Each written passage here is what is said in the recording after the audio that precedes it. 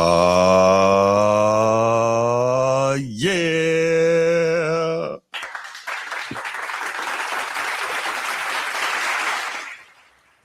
Yes. Welcome in. Welcome back to another episode of the Format Podcast live Tuesday night college football weekend wrap-up edition.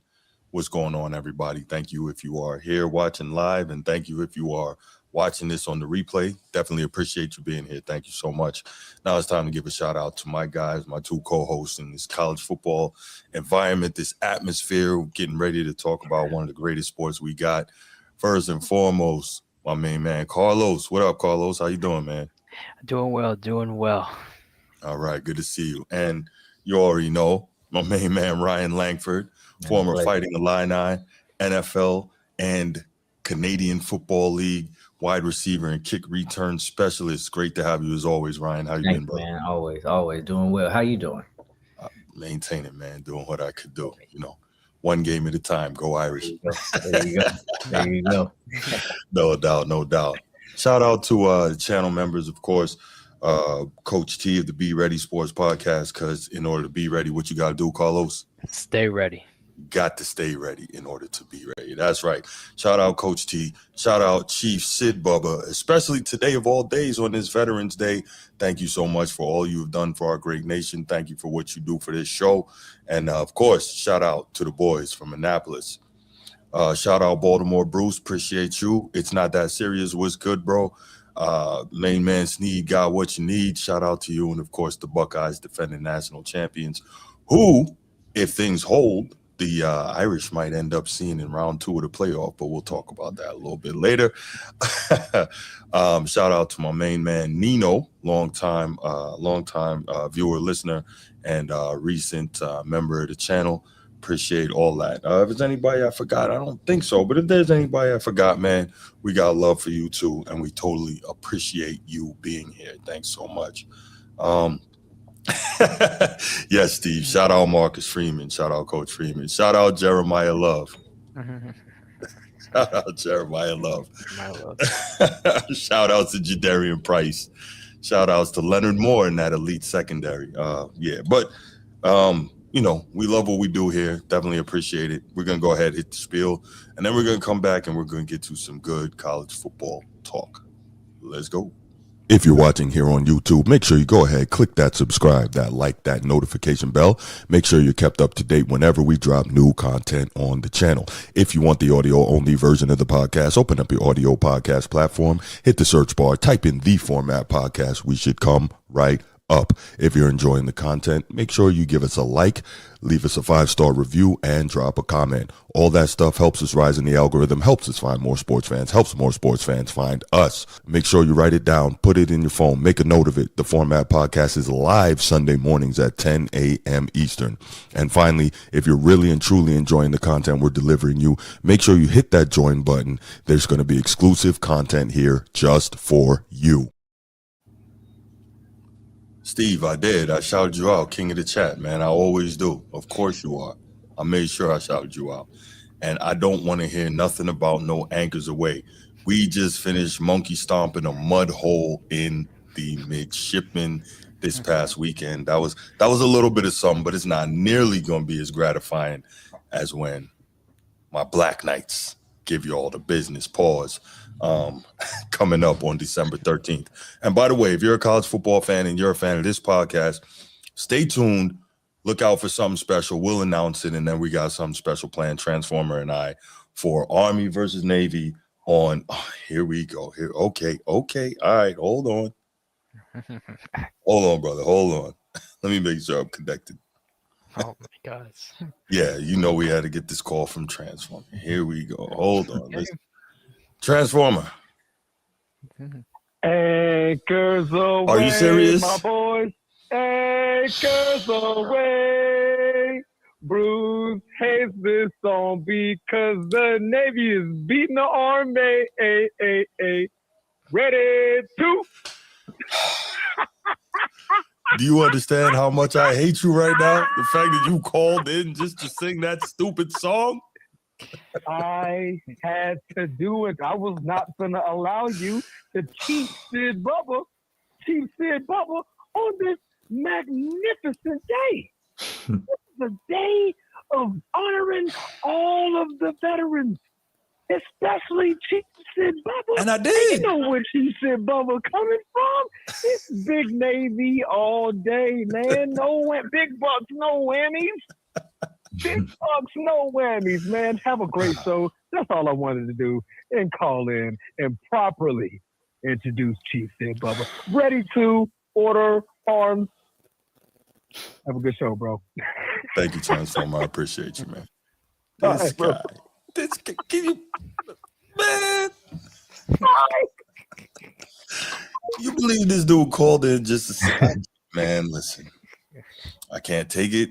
I need Army to win this game so bad coming up next month. Got about a month. Mhm. I need it. I can't take another year of this.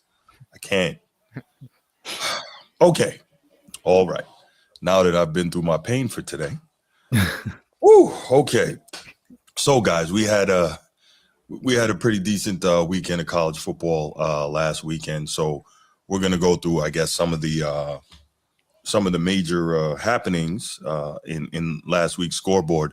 But to me, I think, and this was awesome because, as you all know, I'm not at all an SEC guy, despite the fact that they have really good, they've got some really good teams down there in the South. But I'm really keeping an eye on the Big Ten because the two best teams in the country, in my opinion, and the two best teams in the country as rated by the College Football Playoff Committee. And again, we'll get back to that a little later in the third topic. Indiana and Ohio State, they're right there sitting at the top. And then you see Oregon inside the top 10. But the keys were that Oregon-Iowa State game was an absolute dogfight. And then, which, you see on the thumbnail there, Big Ten dogfights. And then you have the Indiana-Penn State, which was a total shocker. Like, everybody knows that Penn State has a lot of talent, especially on the defensive side of the ball. But I don't think anybody expected Penn State to be able to hang with Indiana and go blow for blow with them, as powerful as Indiana's been all season. So I'm going to start here with my resident Big Ten alum, my Fighting Illini on this channel. Ryan, man, in seeing Penn State, and I know your dad was screaming and hoping that they could pull out the victory. Mhm. Shout out Mr. Langford. In seeing Penn State literally take it to the wire and Fernando Mendoza getting his quote unquote Heisman moment. And by the way, I don't think that was a touchdown. I don't think he got that in. But what did you think of that game? And then, of course, Iowa really, in a nail biter against Oregon. What did you think of those two in the Big Ten? Yeah, I thought they were both exciting games, right? I mean, I think that's the type of stuff that you want to be able to see. Plays really coming down to the wire, right? For both games. And at least in the Penn State game, I probably watched that a lot closer for me. I'm excited to see Indiana. It's hard to even put into a sentence that Indiana football is as powerful as they are. It's such a new term for me, at least. Right. But they are a good football team, and they made some Really plays. good. I mean, honestly, that last drive was like a video game, right? It's kind of how you draw it up. And that catch, it was a catch. They ruled it a catch. I believe it was a catch too. Thought he was on the chalk, Ryan, I gotta say. Incredible and incredible, right? Like, quarterback put it where only his guy could get it. All the little things that really make it that special. And then also cool to see the coach just kind of taking over with emotion, because I think he is this guy that comes off as this strong arm guy who is, hey, we're gonna tell him what we are, this what we do. And but for him to kind of take a moment and really embrace, like, wow, we just got this victory, shut this place up, we're getting on this flight and going home. Cool to see. No doubt.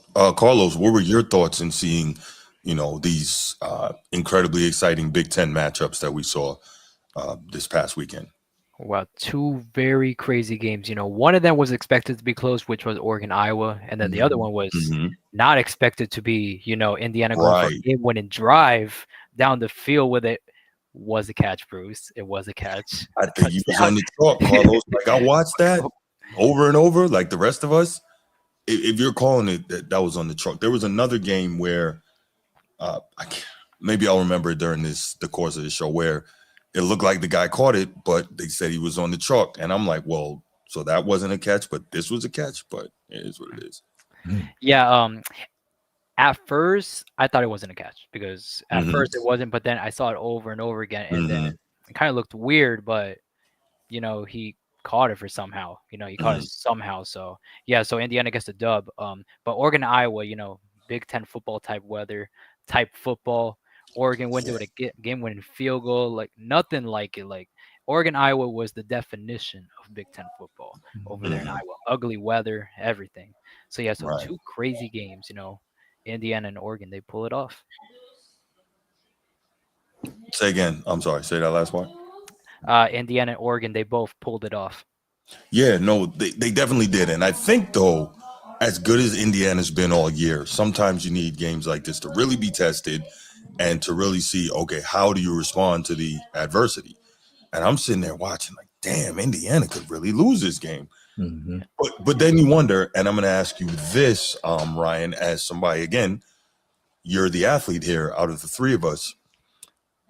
Do you ever, I'm sure you've heard sometimes where they say you need the loss before the tournament or you need the loss before the playoff to kind of get refocused and not, because when you're undefeated, maybe you go in riding high, you can get upset, whatever. I mean, you never want to lose as a competitor, but what are your thoughts on that sentiment? Because Indiana is still undefeated. Ohio State's still undefeated. You know that if either one of them should lose at this point, okay, it'll kind of refocus them, get them to a point, and they can still get into the playoffs without losing too much in terms of where they get seated. Yeah. So what are your thoughts on kind of getting that loss and using it to get refocused?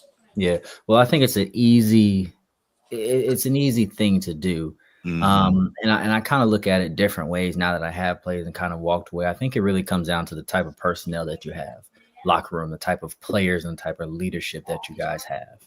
Now it does help being in a position where you have kind of solidified the end game of making it to the playoffs, that if that loss does show up, it's not season ending, detrimental type of thing. But sometimes that loss can be a benefit, because if someone is trying to go undefeated, or there is talk about being undefeated and all that kind of stuff, and it's like, listen, it doesn't really matter, because when the playoffs come, if we lose, we're out.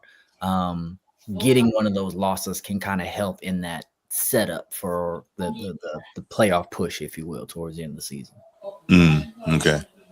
So you think it's okay to to get to use that loss to refocus and yeah, you got to find a way. And then also, if you hearing you rephrase the question, there's only one way to use the loss, right? Like, it's not, you know what I'm saying? Like, it's not good. But we've got to, as a coach, you've got to know how to be able to utilize what happened and turn it around as a motivational point. Hey guys, we lost this game, but we're 10 and whatever, or we've won X amount of games. We're still going to be a great seed. Or depending on how that loss looked, also determines on how that speech and how that, how you use that fuel. If we we lose on a Hail Mary, hey man, different speech than, hey, unranked team comes in and walks over us and puts 50 on us, right? Two different type of conversations. So, okay, let me ask you this now. Let's say you're undefeated, you're 10-0 on the season, and then you take that first loss. The same way you're saying it can refocus you, you can use it to fuel the fire going forward.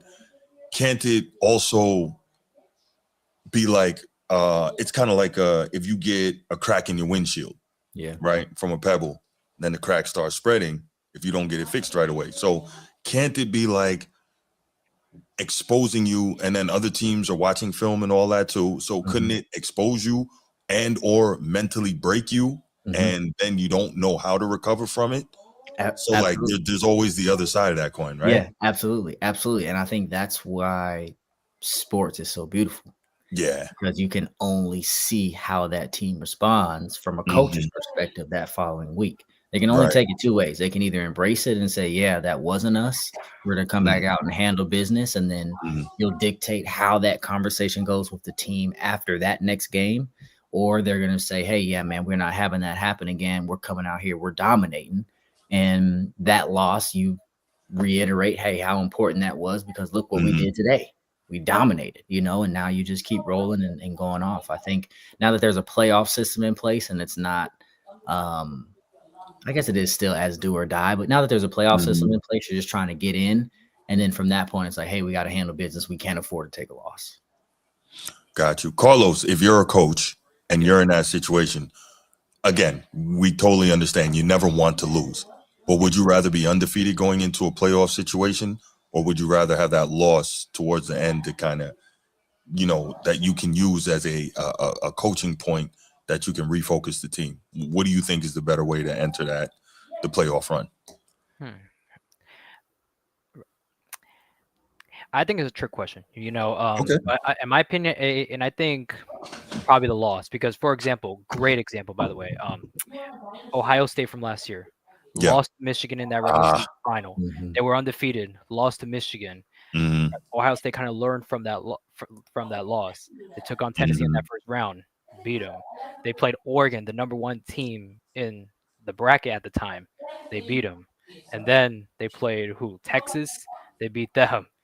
Taking that L, especially if it's against Notre Dame. Go Irish. and then the next game they played was against your Irish, obviously. Bruce won that one. So so I'll probably take the loss because in order for you to win, you got to lose. So that's my thoughts. I'd rather take the loss, learn from that, and then get in the playoff. Already learned from that loss, and then just go through the whole tournament. Winning. Now, of course we don't. Now, of course we don't want to lose, right? And that speech is different too. That's that. Hey, we're getting close. Why not? Why not be the team that doesn't get beat? Be that harder.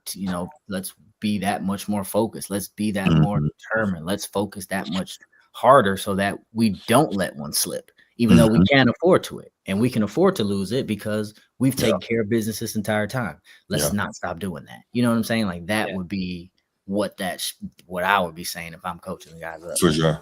Yeah, for sure. No doubt. All right, so we saw Indiana, Penn State was insane. By the way, were either of you guys surprised at how closely Penn State played that game? I was. I was a little bit. Like they were going back and forth, and I was waiting for it to get out of hand. Yeah, exactly. And I feel like it never. I mean, the score even say like, "Oh yeah, it never did." But usually there's like little swings, and they were, but they were kind of right at each other when they needed to be. So I was impressed. But like you said in the beginning, Penn State has talent. It's not like they're not a talented football team. That's right. They're just dealing with what they're dealing with when someone gets replaced. Yeah, I was fully expecting. I'm not gonna lie, I was expecting Penn State to get a mud hole stomped in them. I really thought they were going to get smoked and ran out of their own building. But shouts to them and the way that they really came to play. The defense is still elite, very talented. But so here's another question, by the way. Drew Aller has been the guy for 3 years at Penn State, and it really makes me wonder, like, what was Jonathan Franklin seeing in this guy?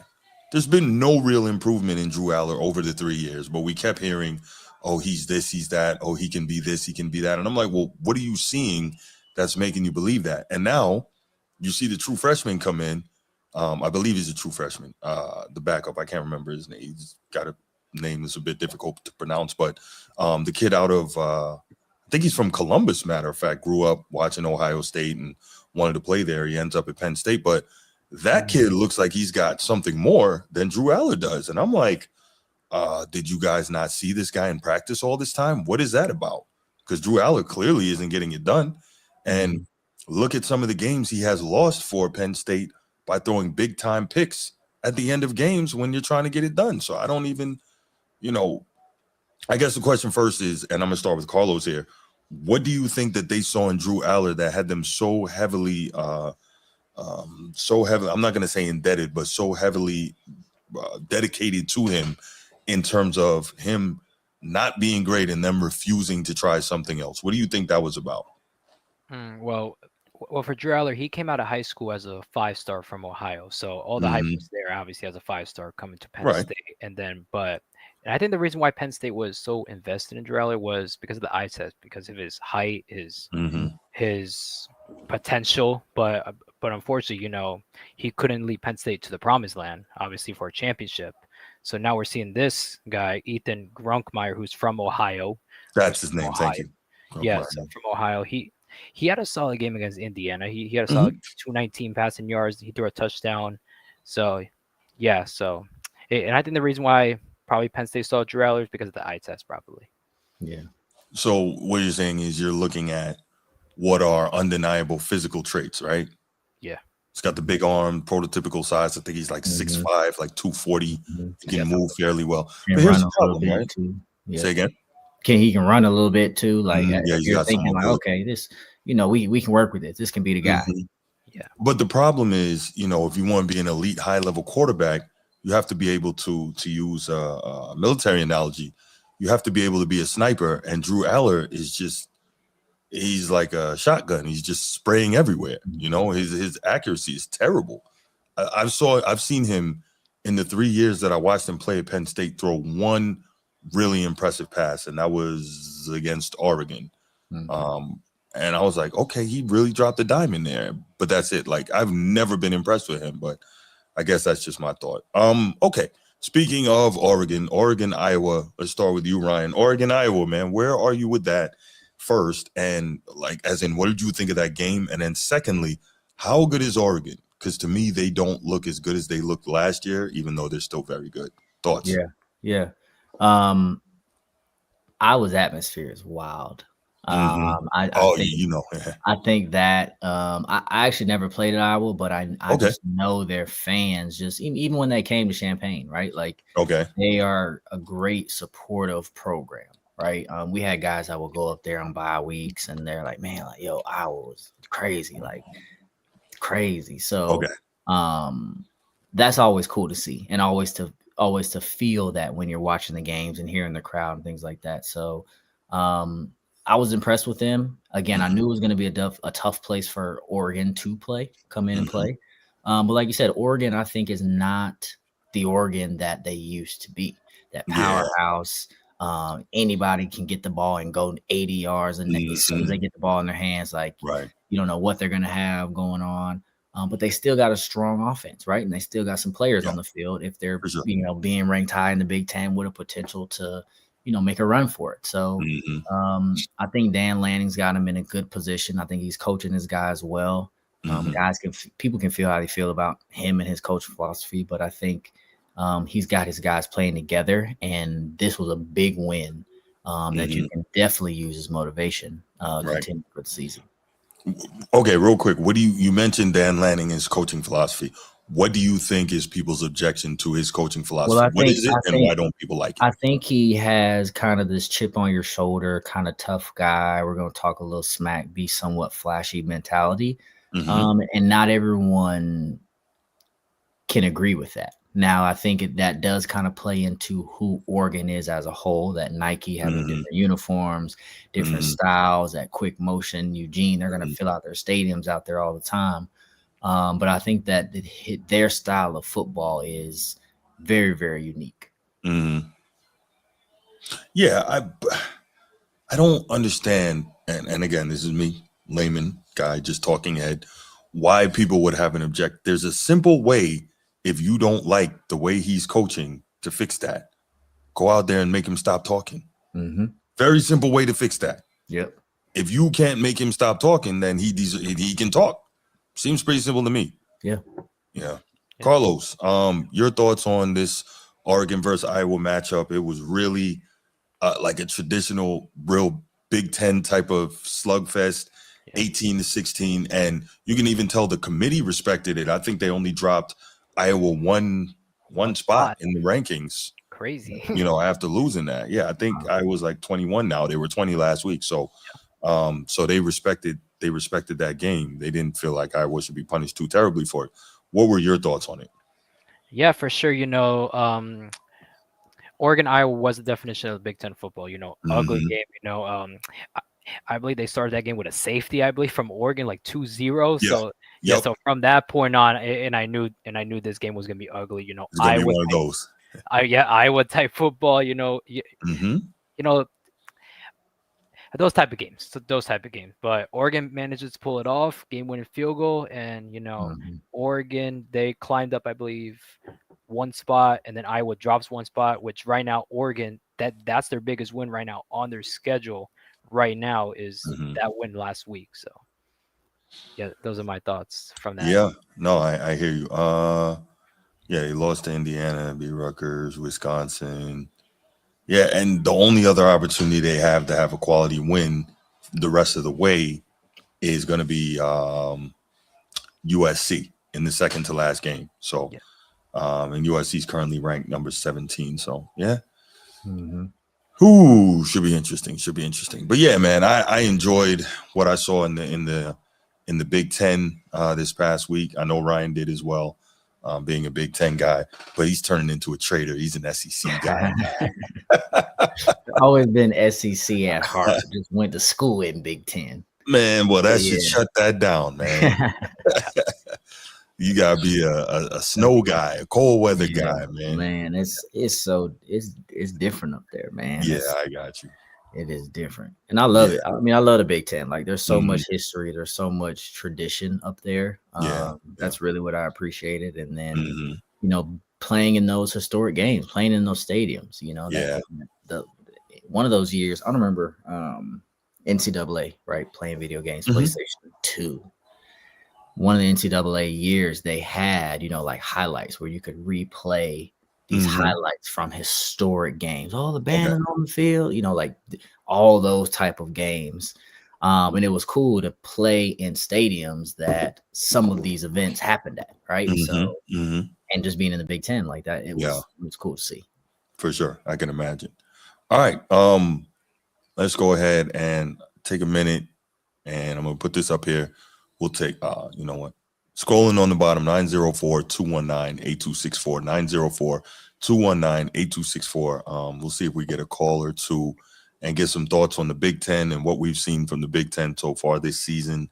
What we saw especially from those really tight Big Ten games last week, especially those two. And, if you want to call in and say how you think the Big Ten is going to do come playoff time, because it looks like right now they've got Ohio State pretty much guaranteed unless something goes totally off the rails. Indiana, Oregon. And so those are the three that look like they're pretty much in. But could be interesting because, again, chaos could happen, and then we see what happens. Don't know. But yeah, definitely interesting. I like what I'm seeing from the Big Ten, and I think that Ohio State is clearly the best team in the country. Yeah. I think that they can match up with anybody in the country. I think that Indiana presents legitimate matchup difficulties with just about anybody in the country, and Oregon. Interesting. I'm not going to say I'm a believer per se in Oregon, but they can be competitive no matter who they play. So looking forward to it. All right, let's go ahead and we'll move to week 12 look ahead. And as you can see on the thumbnail, I got 3 games here that I've kind of got circled on my calendar. These are pretty much the big ones. I know Carlos is probably going to have something that I didn't think about, and I can't wait to hear that from him. He's always got some game I think about, and I'm like, oh man, that's right. So, you know what, Carlos? Let's start with you, man. What are the games you're looking forward to this week? All right, so the noon game, obviously Notre Dame Pitt. That one's gonna be a good game. That's gonna be a good one. Right at noon too. Yep, right at noon on ABC. So we don't have to wait all day. That's right. Yeah, be a good one. That one. South Florida against Navy, the Power Five, the Group of 5. South Florida now is the new contender over there. In the Group of 5. They got to take on Navy on the road. Let's go Bulls! Let's go Bulls! Yeah, the Bulls, South Florida, man, from Tampa. Arizona, Cincinnati from the Big 12. Cincinnati now ranked number 25 in the country. They got to take on Arizona, who's 6-3, could be dangerous. Got to go to Cincy. Oklahoma, Alabama. That's big. Big game for Oklahoma because if they lose this one, it could be That might costly. be it. Yeah. Could be costly for them. Well, I'm rooting for the Sooners in that one. For the Sooners. Oh yeah. All right. Iowa, USC. Iowa number 21. USC number 17. In my personal opinion, and I think in that one, I'm looking for USC's offense versus Iowa's defense. That's the matchup I'm really looking forward to in that matchup, and I think whoever wins that one, I think is gonna take that one. Virginia, number 19, I believe they're number 19. They got to go to Duke. Dangerous game. Got to go to Duke. Manny Diaz, exactly. Duke, a team who could make a run maybe for the ACC title if chaos ahead of them in the ACC. A very interesting conference, the ACC in these past weeks. Very interesting. Utah got to go to Baylor. That one's gonna be very interesting for Utah. They're number 13. Yes, that one's gonna be very interesting. And then prime time top 10 matchup: Texas versus Georgia. Very good matchup in Athens. Can Arch Manning really prove it against one of the best teams in the country? That would be interesting because we're seeing him. I hope just maybe starting to round into form here. I would love to see him. I'd love to see him go off against Georgia. That would be, me too. Yeah, for sure. And then Boise State takes on San Diego State, the top two teams in the Mountain West. San Diego State, they were 7-2, lost to Hawaii last week by like 38-6. So, which is awful for San Diego State. And then Boise State also lost to Fresno State by a lot. So both of these teams are coming in with losses, some big losses. I guess we'll see what happens in the Mountain West. And then the top two teams in the Conference USA, Kennesaw State. How about them? Kennesaw State, 2-10 last year. Coming into this year, they're 5-0 in the conference, 7-2 overall. Nice. Major impressive, from Kennesaw State. They take on Jacksonville State over there in the Conference USA. And then another one I'm going to pull off my sleeve here. One of the games, that no one's looking at, the Battle of the Ravine. College Game Day, there were some rumors about this one, about College Game Day may be going there to the Battle of the Ravine. I forgot which two teams play there, but let me check right now. The Battle of the Ravine between. That's It's an Arkadelphia. It's an Okay, I think it's Henderson State and Wachita Baptist University. Okay. Yeah, very interesting. From Division 2. They're from Division 2 over there in Arkadelphia. Yeah. So and I think the uniqueness in this rivalry is because, and I think their schools are literally walking distance. So literally, like they're walking distance between the two stadiums. So that's pretty much the uniqueness in that rivalry. Wow, yeah, that's cool. That is cool. Yeah, I don't think that game's televised. I don't know. I don't think the game's televised. The game's at 2 p.m. So, yeah. Wow. The visiting team gets dressed in their own locker room, then walks across the highway to the home team stadium, passing through cheering and often hostile crowds of both fan bases. That's crazy. That's cool. That's cool. That's really crazy. That's the whole recruiting. That's the whole recruiting pitch right there. Right. You won't play in another game like this one. Never will. No. Tradition like no other. That's cool though.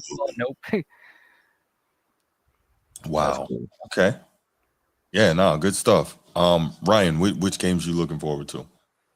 I know obviously you want to see all those pretty much, and then Illinois, Maryland at Illinois. Okay. We got to just bounce back at this point. Yeah. We trying to get the boys a nice warm bowl win. Warm weather Wayne game, so I can meet up with the fellas. Right.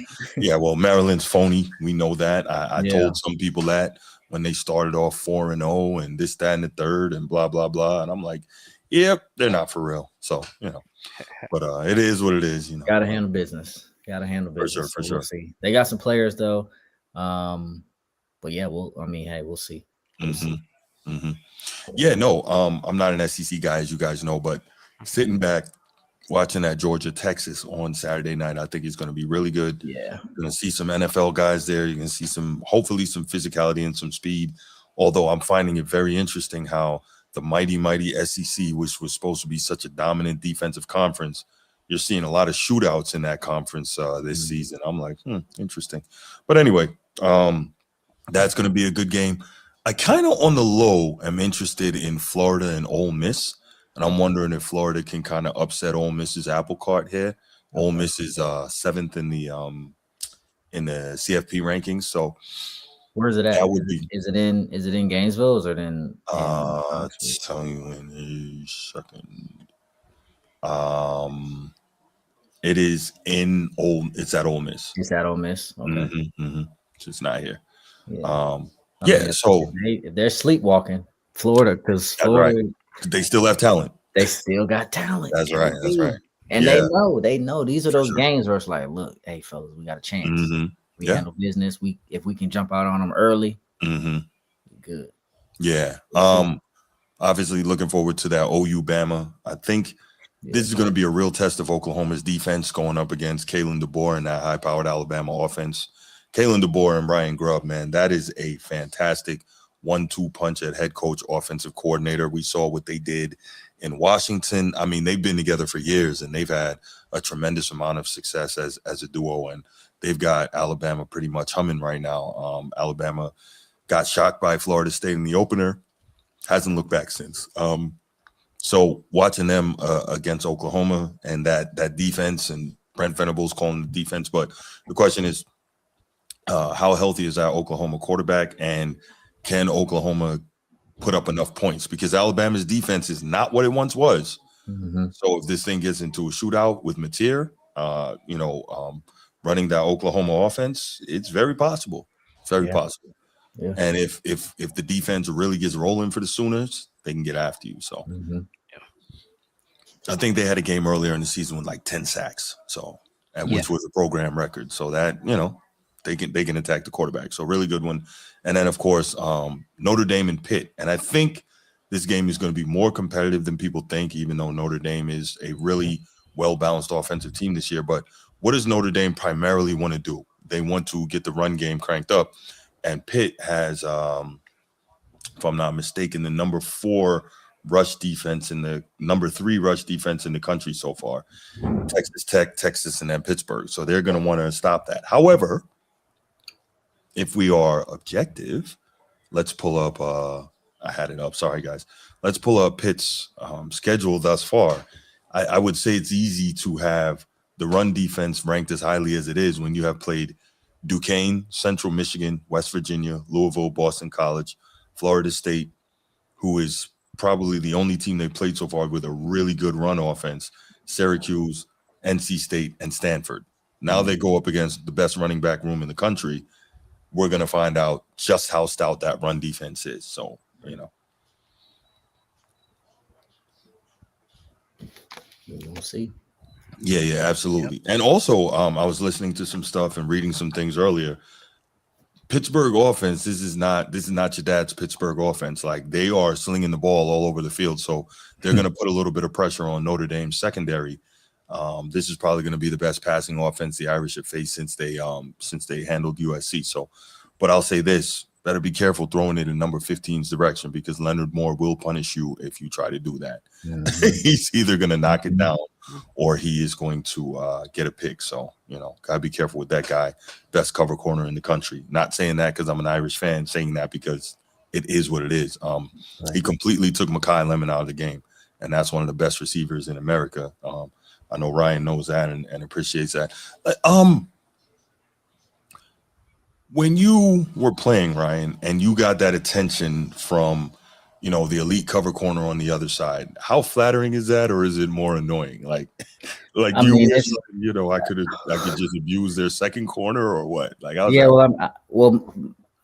I was trying to make it to the NFL, so I knew there was a chance that you're going to be going against. You're going to have to go against the best players in college to make it to the next level, right? And I like to think that most athletes like competition, and knowing that you're going to go against someone who is just as good or better than you, and you're going to have to step up and play your game is why we play the game.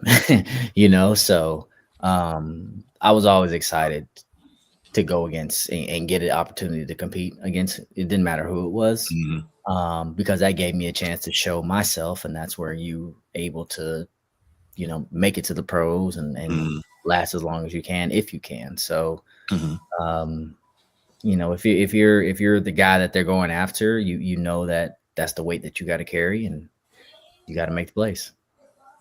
Do you remember who's the best DB you went up against? Mano in college. Braxton Miller was really fun to play against. Okay. He was. Oh no, Braxton Miller's quarterback. Bradley Roby. I was like, I was assuming that it was another Roby. Braxton. Yeah, Bradley Roby. Oh, okay, yeah. Ohio State.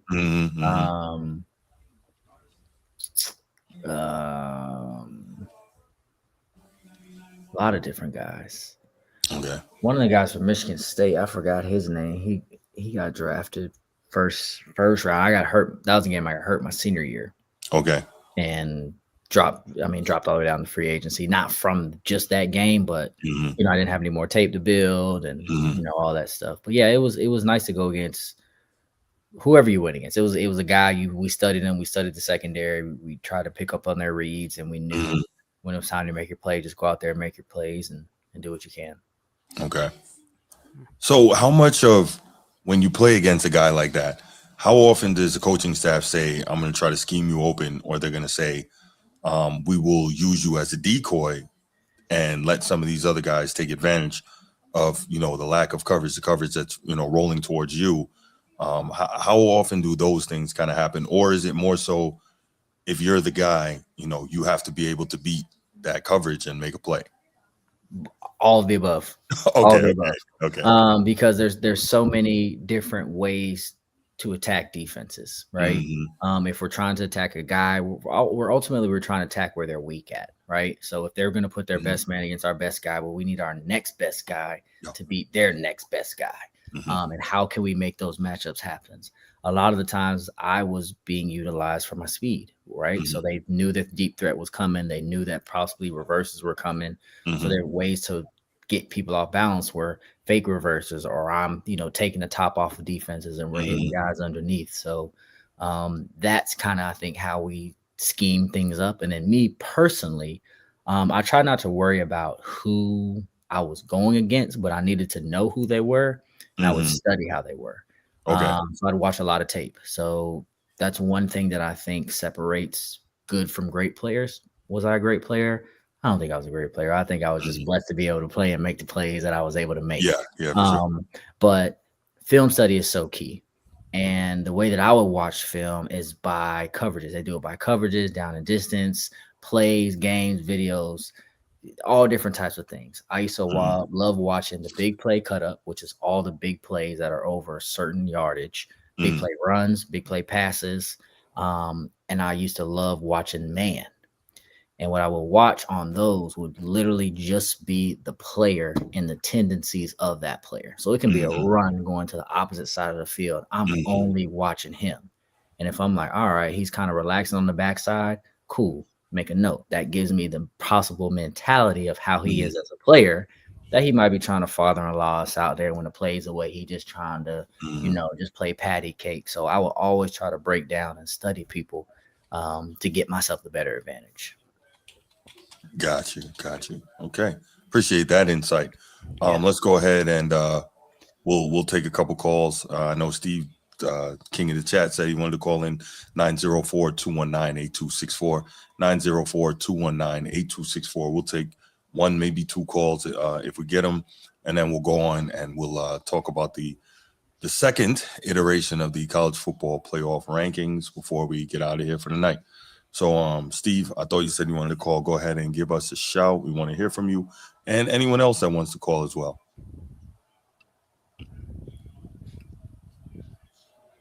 Yeah, it's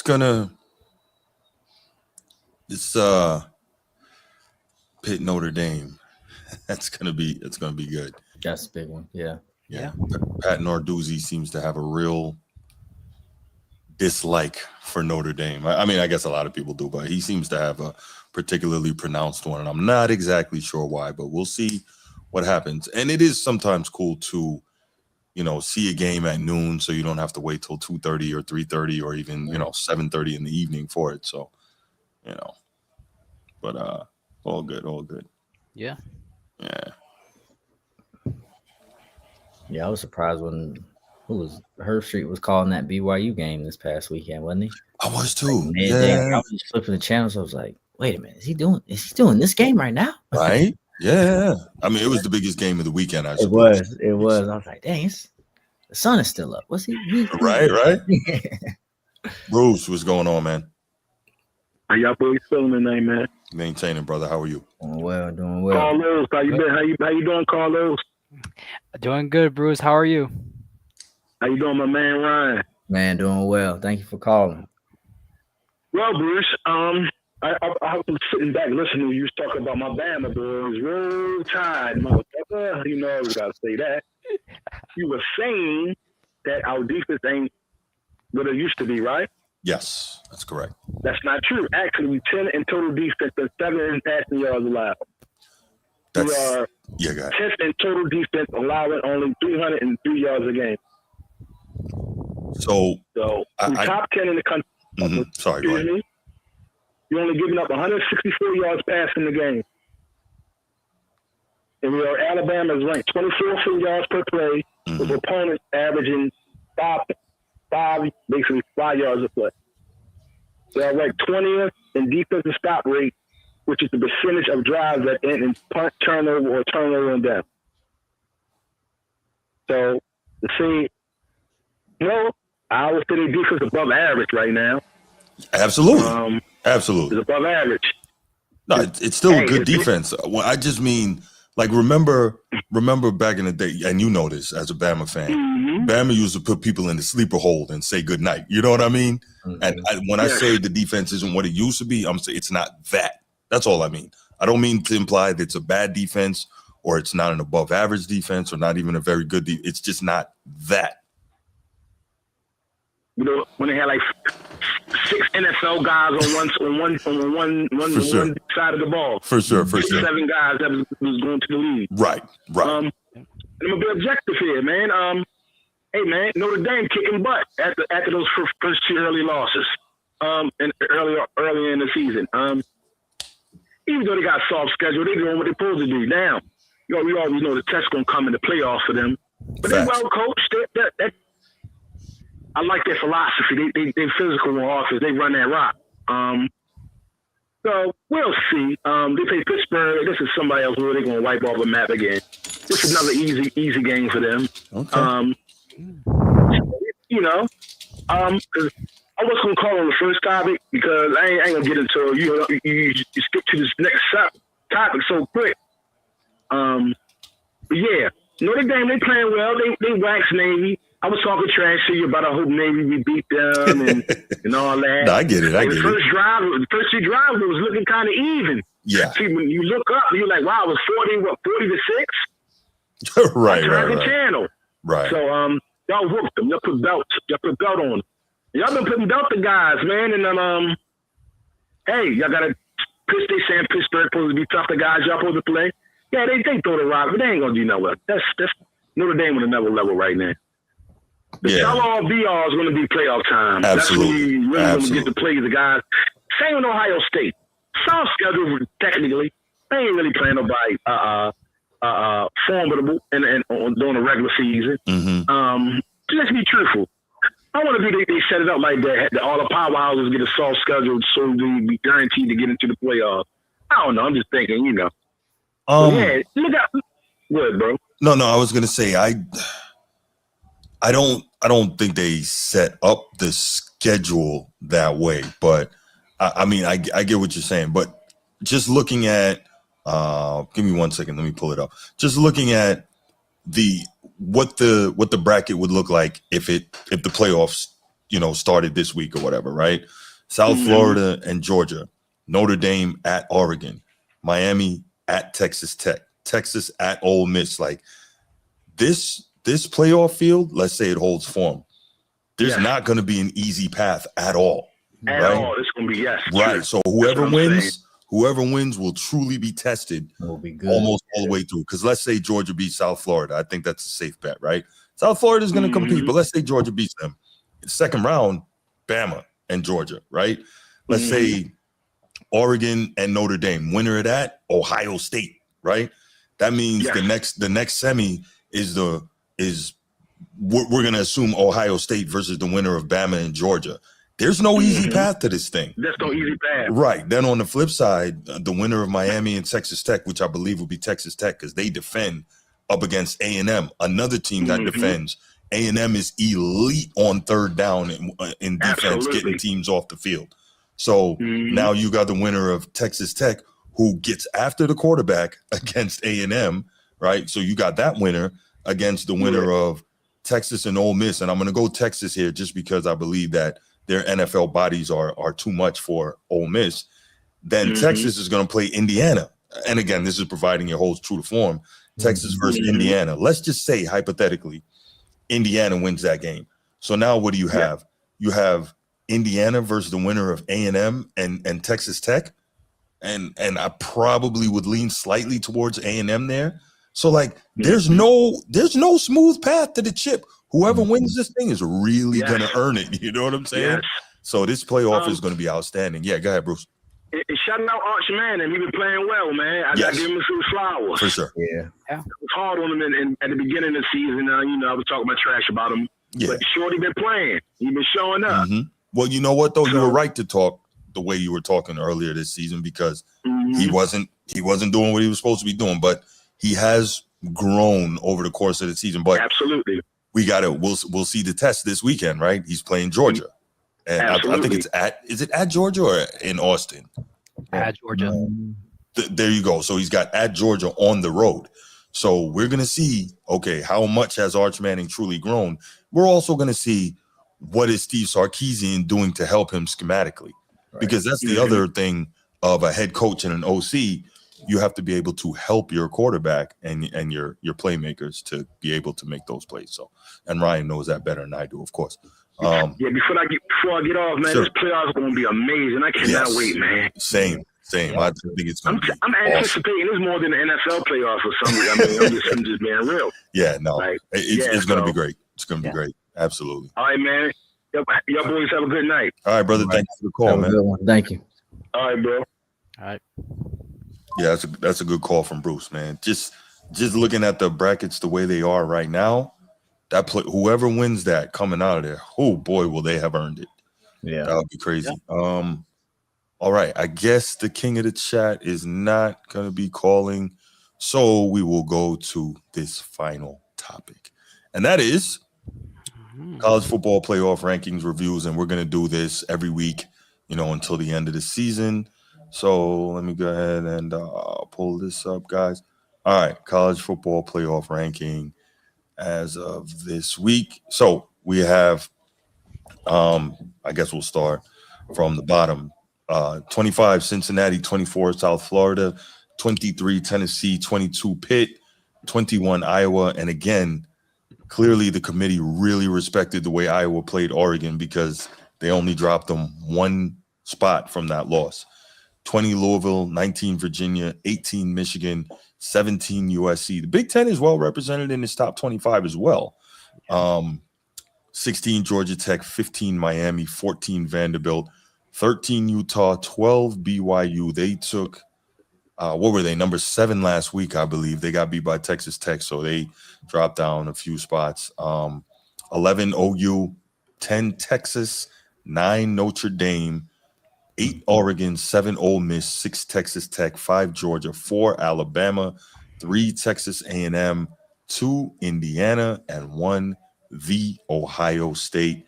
Carlos, I'm going to start with you, man. How do you feel about this top 25? I would make some minor changes here. Let's hear it. Yeah, so I realized that the committee did not switch Indiana and Texas A&M. So I really learned something what the committee's doing. They're pretty much giving Indiana a break. So pretty much they're No, I was saying you think so. because I would rather have A&M at 2 because they went on the road to Mizzou and handled business. Meanwhile, Indiana went on the road and took on a Penn State team who had 5 losses and barely won. So I think the committee is telling basically Ohio State and Indiana that, all right, so these games, like, it's all right to win close. Like, we won't punish you basically. So so that's how I felt about the top there. Miami being at 15, that one was a little bit, shocking for me because I felt Miami didn't start well against Syracuse, and I know they won 38-10, but right. I just don't feel like Miami should jump 3 spots from 18 all the way to 15, jumping Georgia Tech, who only has 1 loss, which is to NC State on the road, against Miami, who lost to Louisville at home, which they're still in the top 20. So Virginia and Louisville still ranked here after their 2 losses. So so very interesting about that. So let me interrupt you real quick, Carlos. Gotcha. I believe that the committee values Miami having that win over Notre Dame. Yeah. I think they value that. It's probably saying, well, that's their best win of the year. Yeah, for sure. Yeah, I feel like the committee's given Miami the benefit of the doubt because Miami has talent. So that's probably why they're 15. Iowa dropping down 1 spot, which I'm all right with because they lost close to Oregon by a game. USF getting in there over James Madison. Which I believe should be all right because James Madison, who's a very good team out of the Sun Belt. Solid program, yeah, solid program over there in the Sun Belt. Signetti built that, Signetti built, and then now another coach. So South Florida at 24, they're the Group of 5 representative now. Was Memphis, but they lost. Now South Florida's in. So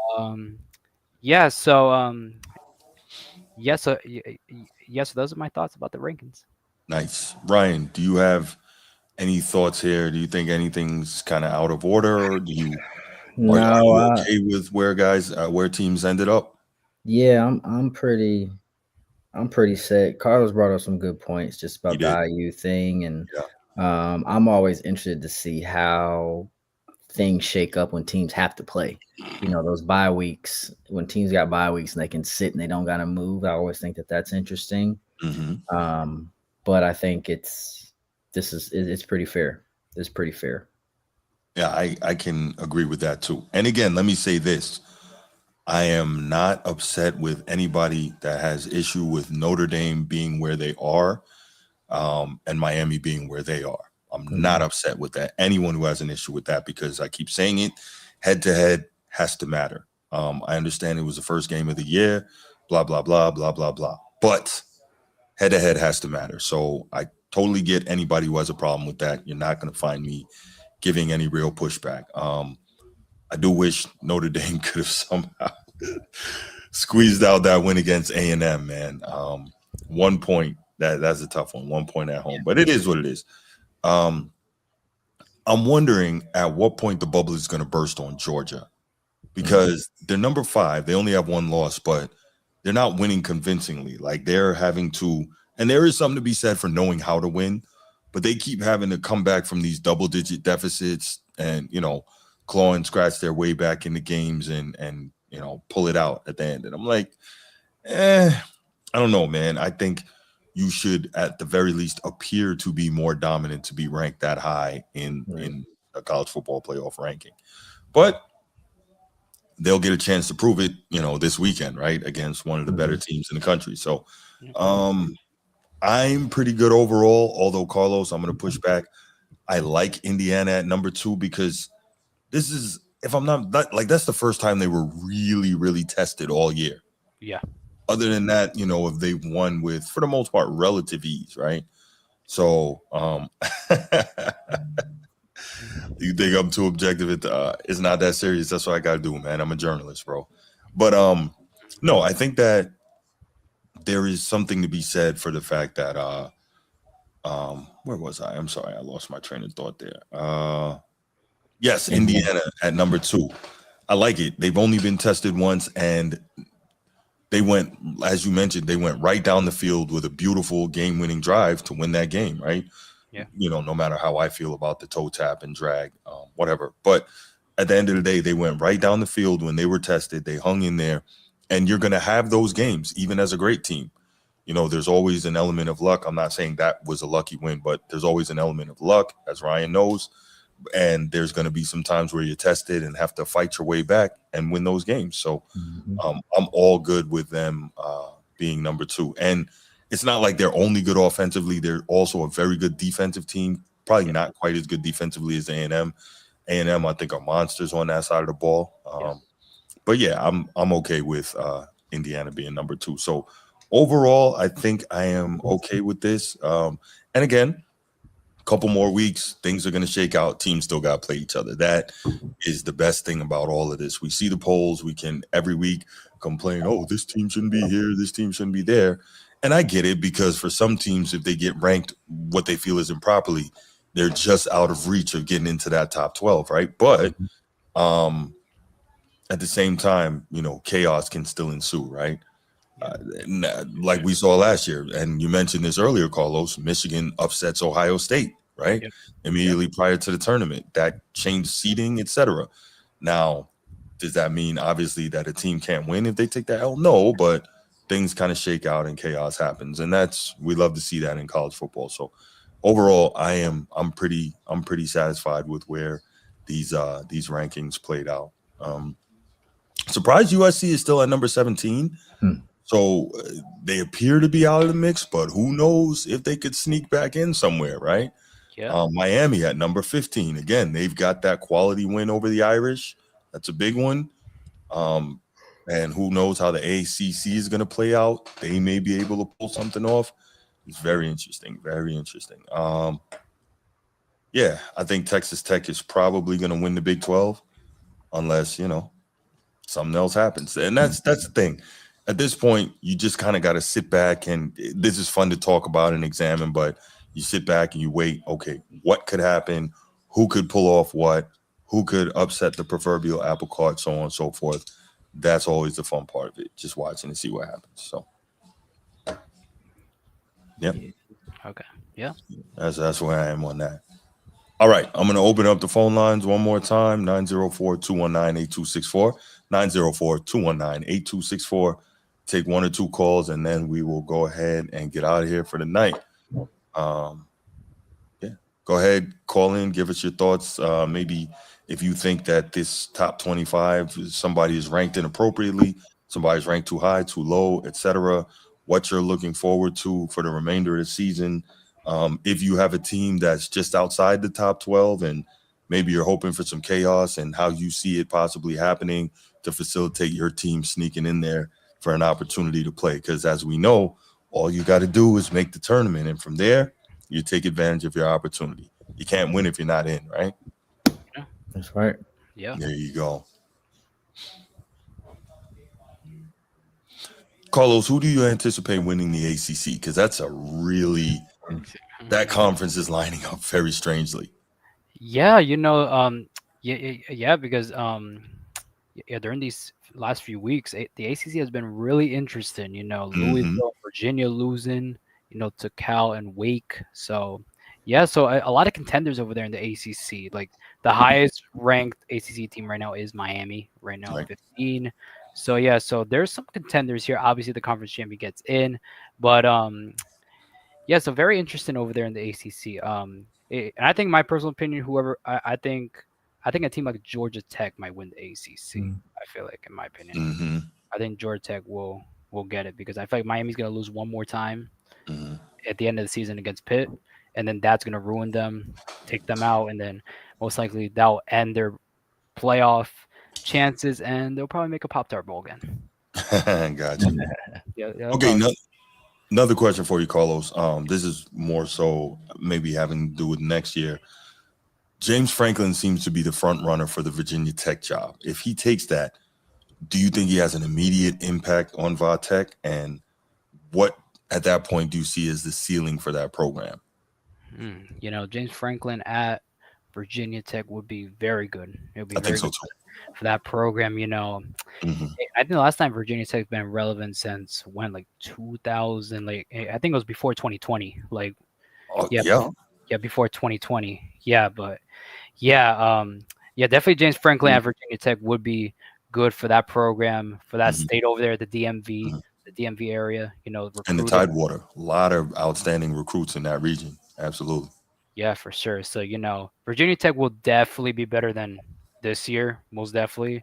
But will it be enough to maybe make an ACC title game? Probably not. But and I think Virginia Tech will be good enough probably to make probably 6 wins, probably 6 or 7 wins. Okay. All right. Bruce, what's going on, man? Yeah, I was sitting here looking at the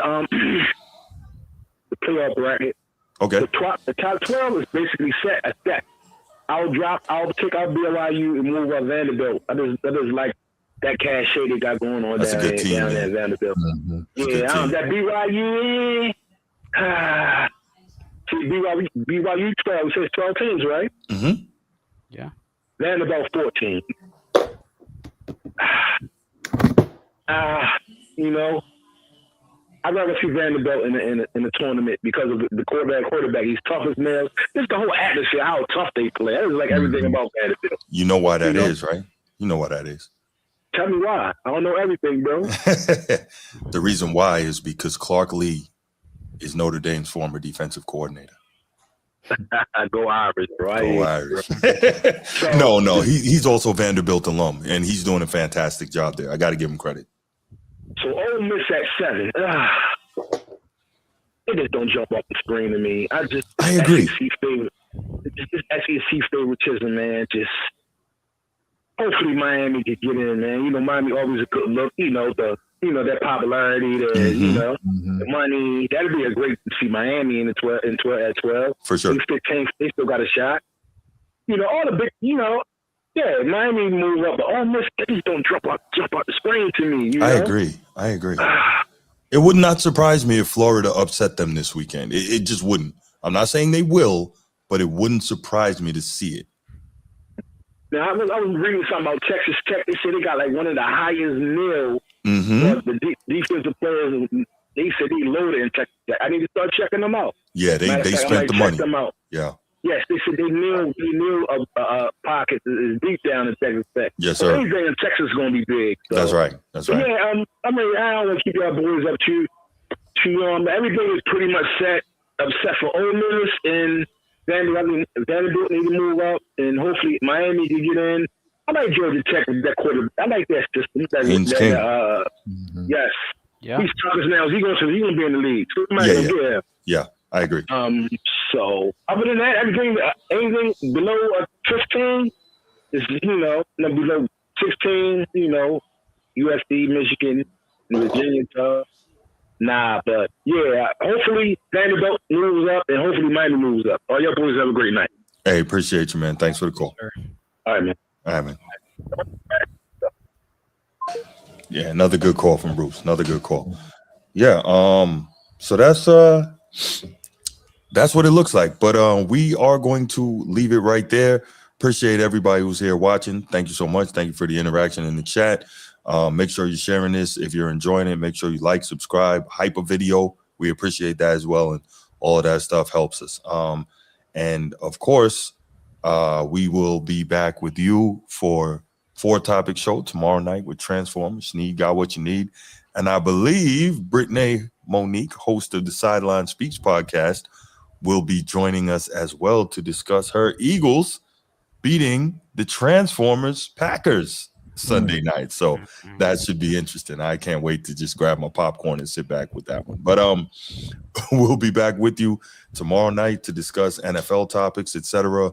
And we'll be back with you next Tuesday with Carlos and Ryan, God willing, to talk more college football. So again, thanks so much for being here, and we out. Peace.